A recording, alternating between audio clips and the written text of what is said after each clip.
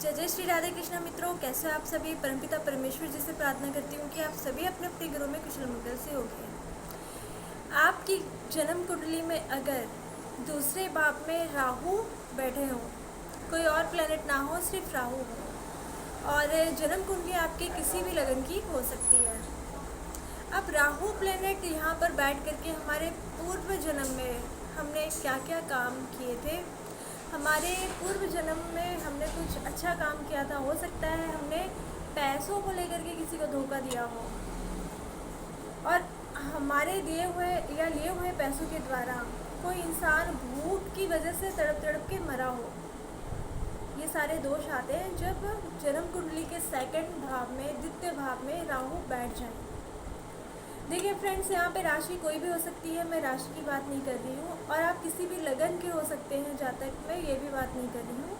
यहाँ पर बात सिर्फ राहु ग्रह की जा रही है। अगर राहु जन्म कुंडली के द्वितीय भाव में बैठे हैं तो ये हमारे संचित कर्मों के बारे में भी दर्शाता है, संचित धन के बारे में भी दर्शाता है, हमारे कुटुंब, हमारी वाणी, इन सब बारे में भी हमें बताता है। हमारी प्रारंभिक शिक्षा कैसे होगी इसके बारे में ये घर जो है हमें बताता है। राहु का यहाँ पर होने का मतलब है कि पिछले जन्म में हमने किसी ऐसे व्यक्ति से धन लिया है, उन्हें धन नहीं दिया है, जिसके कारण वो भूख की वजह से तड़प तड़प के मरा है।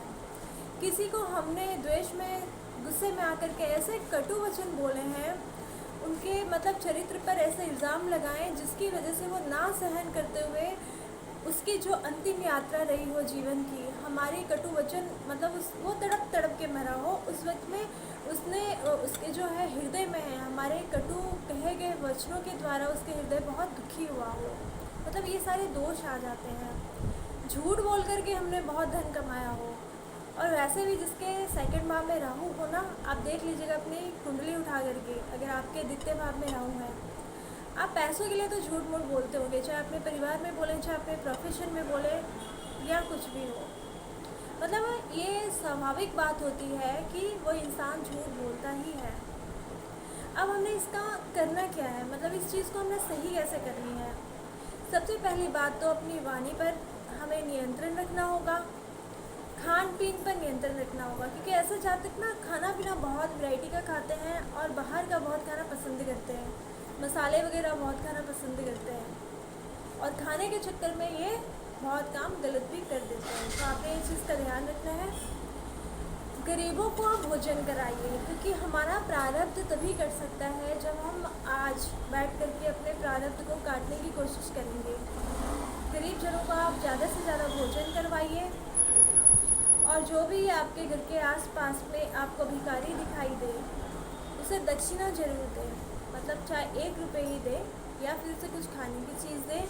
आपके घर की पुरानी चप्पल हो, पुराने कपड़े हो आपके पास में, आपके घर के बच्चों के पुराने खिलौने हों, उसे आप दान दीजिए, आपको इससे बहुत अच्छे लाभ की प्राप्ति होगी। अब यहाँ पे नया कुछ नहीं देने की मैं बात कर रही हूँ, पुरानी चीज़ों की ही दान देने की मैं बात कर रही हूँ। और हर शनिवार को आपने क्या करना है, काले तिल ले जा करके भोलेनाथ को अर्पित करने हैं शिवलिंग पर। 2 मुट्ठी काले तिल आप अर्पित करिएगा और लाभ उठाइएगा अपने जीवन में। जय जय श्री राधे कृष्ण।